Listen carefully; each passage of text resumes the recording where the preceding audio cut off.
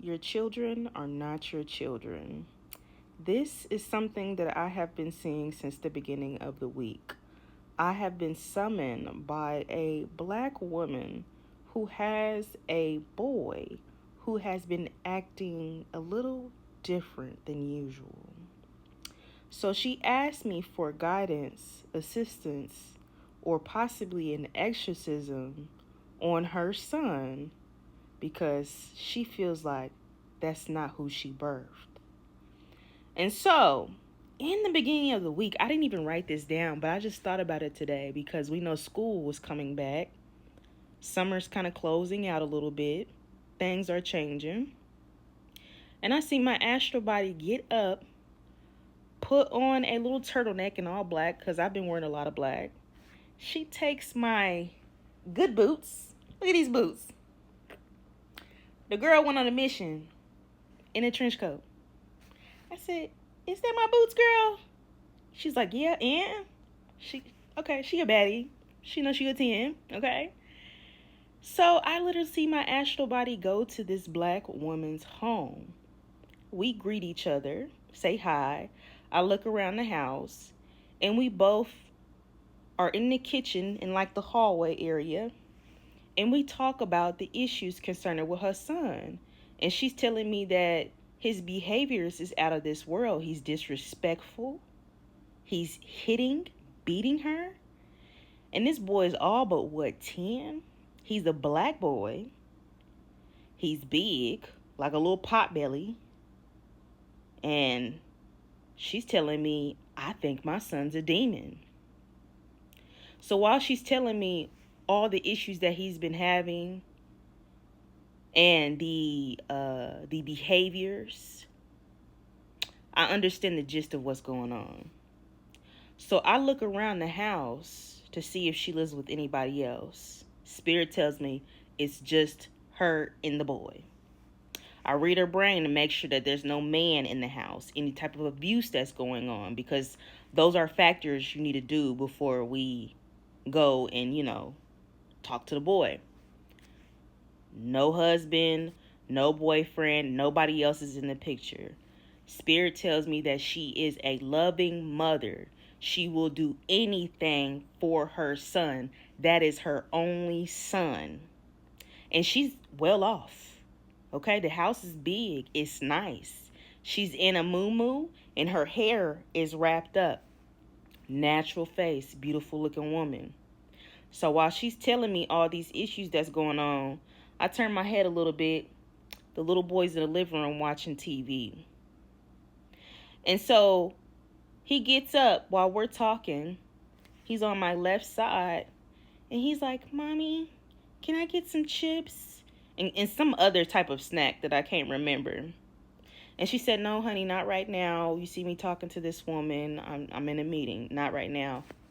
The boy goes berserk and literally starts running towards her and tries to hit her. But before he hits her, I grabbed that little I grabbed him by the head.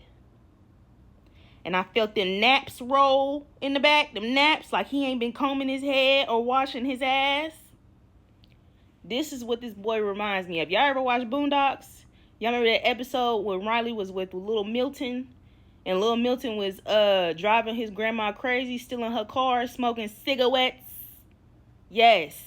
That boy looked just like Lil Milton. Go pull up that episode on YouTube. Drove his grandmama crazy. Took Riley all around in her car. Destroyed the car. Okay? So I grabbed his head. I pulled it back. I had this, I don't know what is up with my astral body and these machetes, these knives, okay? She literally takes a knife to his, okay? And my physical body, I said, whoa, what we doing, girl? Hold on. Let's take a couple of steps before we do this. And she pulled his head back with the machete. And I said, the spirit of gluttony. I whispered that in his ear. Tell me why the little boy was panicking. And then he did that smile. You know that demon face smile? When it's all jagged and stuff. And the eyes go up. Boom.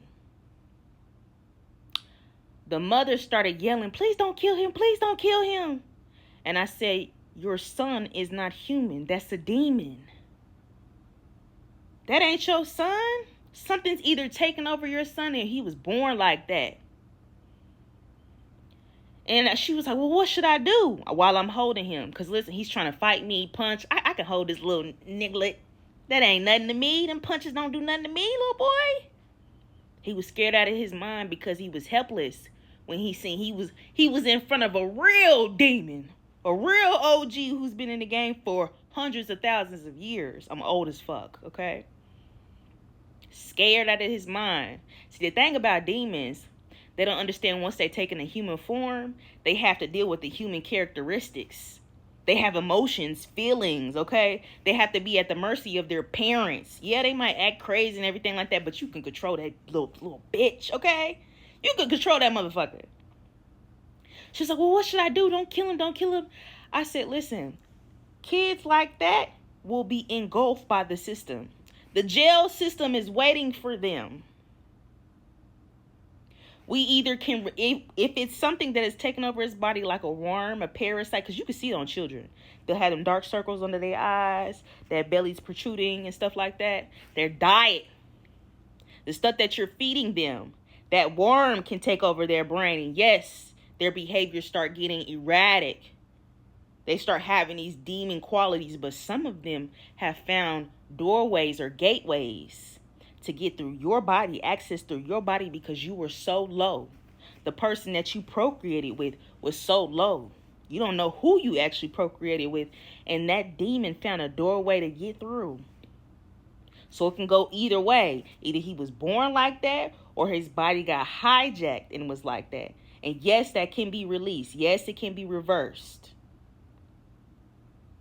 But I told the mother, I said, you need to take control, because the system will control it if you don't. And he was scared out of his mind because I had to put that fear in his heart.